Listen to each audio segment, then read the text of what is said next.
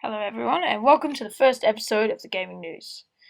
Now, considering it isn't late in the year, and the year hasn't been going for so long, I thought first we may discuss some of the goods and bads of the previous generation of gaming. So, here we go. I will start with some of the worst games of the last generation.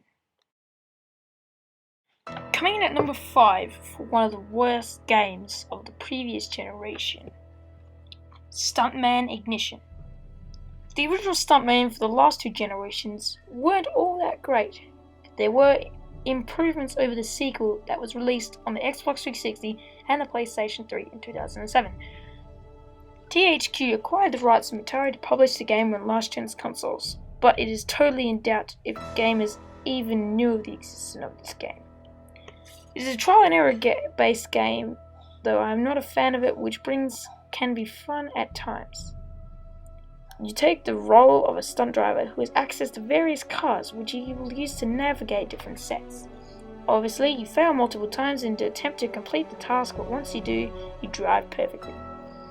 The overall experience is satisfying and exciting. Anyone who wanted a break from the flooded FPS market could easily lay his hands on this. Next on the list, coming in 4th place of the worst game of the last generation, is Stranglehold. This title doesn't ring a bell to a lot of gamers. Stranglehold is one of the best TPS available on last gen consoles. It was produced by Moonlight Games in collaboration with John Woo, and hit store shelves in 2007. Stranglehold takes us to a whole new level of experiencing the beauty of TPS. It was among the famous games to utilize the Unreal Engine 3. The story places you in control of Inspector Tequila, who is on a mission to unravel crimes in Hong Kong, including the disappearance of a police officer. The environment is destructible, and finding countless bodies along the way gave the game more life. Special abilities such as being able to zoom in while time slows gave the character the ability to pinpoint and target, a feature perfectly implemented. One of the other unique things about this game is being able to use the environment entirely to your own advantage. Stranglehold was really a class of its own, but it just didn't get that special attention. Coming up next on the list is Dark Sector. In 2008 we received another great game developed by Digital Extremes. That game was Dark Sector. It did a lot of things arguably perfectly.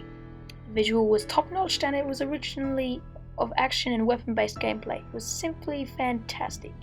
Hence the critical comparison it got between Resident Evil 4 and Gears of War. Dark Sector is a fictional game and a cool TPS. It has a story centered around Hayden Tenno, a CIA agent whose mission is to intercept a rogue agent Mensa. In his process, Hayden's right arm is infected with the technocyte virus, which gives him the ability to grow a 3-pointed glavite at will. Dark Sector also has a multiplayer which only has 2 modes of gameplay, Infection and Epidemic. The game's success didn't match the expectation of Digital Extremes. It was hyped to be among one of the biggest games of its generation, an obvious fact that it was never materialized. Demon's Souls has been rated one of the most difficult games in history, people remembering how they dug it out with the original PS2 in the dark. Demon's Souls is an RPG game developed by Form Software and Atlas. The game is really exciting and did almost everything differently from conventional video games. The gameplay sits above and beyond all the technical achievements. Without it, we're left with a pretty game but plays like hell. With the cutting-edge visuals, Demon's Souls quickly gained love from gaming critics all over. Attention to every last detail makes the game breathtaking. Each enemy is beautifully drawn and designed, and the vast majority of environments are meticulously crafted. Coming in at number 1 of one of the most underrated games of 2013 and below, Alan Wake. Alan Wake took over 5 years to create, an unusually long development time in the game industry. The game wasn't an instant success, but it did receive positive reviews from critics and likes. It was awarded the first spot in Times magazine listed top 10 video games of 2010. Alan Wake is great, it won't ever have sale dominance like Halo. Despite the odds, we must give Remedy Entertainment credits for giving us such an awesome game.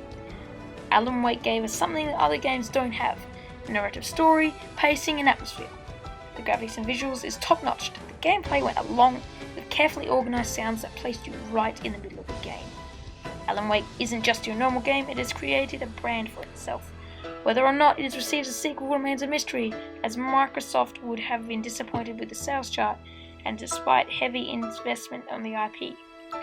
It is thanks to all developers and publishers who made these games a reality. Though you didn't get what you deserve, your hard work and zeal do things outside the box and will never be forgotten. In case you didn't play any of the games, you can still get your hands on any of them.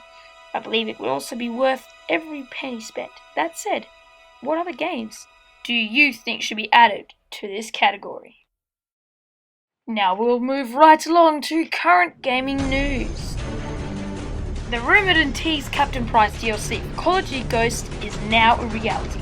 Those who have been looking forward to it will be happy to know that Infinity Ward has already announced that an epic Captain Price Legend Pack is coming.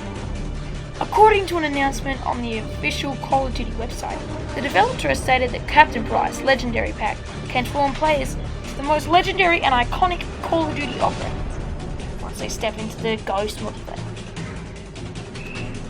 The pack will also come with a personalization pack with Captain Price themed weapon, camp, patch, background, play card and reptile, all for $3.99. Aside from this, there will also be customization options available on Xbox Live, such as personalization packs, extra slot packs, and special characters.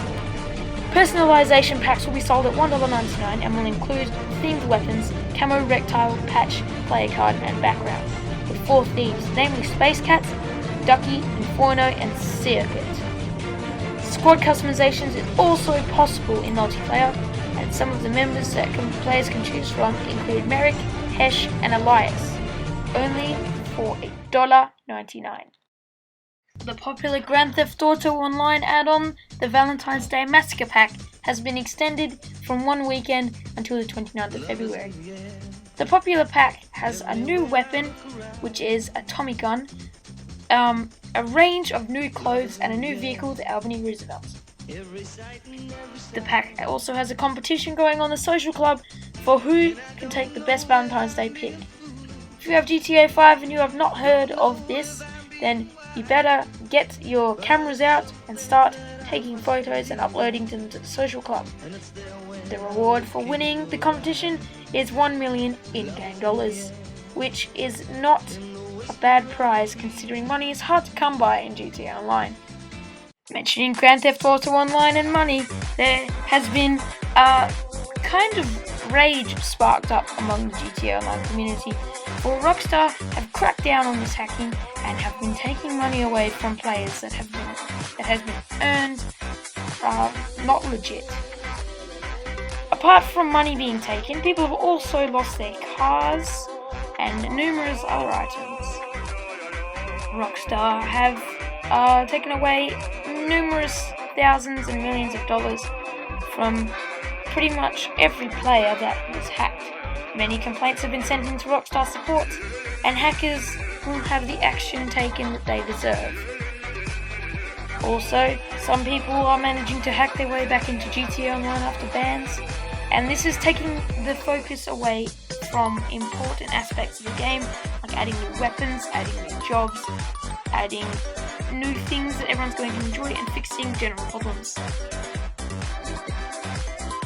The game Grand Theft Auto 5 has only been out since September. All rumours about GTA 6 are not real. No one starts planning a game that was probably going to be bigger than the last this early. Grand Theft Auto 5 took a long time to make, considering everything you can do in it. Grand Theft Auto 6 will probably have more features like being able to enter more buildings, maybe every building, new cars, new weapons, a new location, which everyone is hoping or presuming to be London. But at this time, GTA 6 rumours are not real. Some people also believed that there was an in-game Easter egg supporting GTA 6 logo. It's the Groupie 6 logo for the security company. If you're unaware of what I'm talking about, It is the logo on the side of most security money vans. But that is not a Easter egg for the next GTA game. That is all this week from the first episode of Gaming News. If you enjoyed the video, drop a like and maybe subscribe. This is the first of many videos I'll be making. As soon as I get an Elgato, there will be gaming videos, but for now, this is pretty much all I will be doing. So thank you, everyone, and see you later.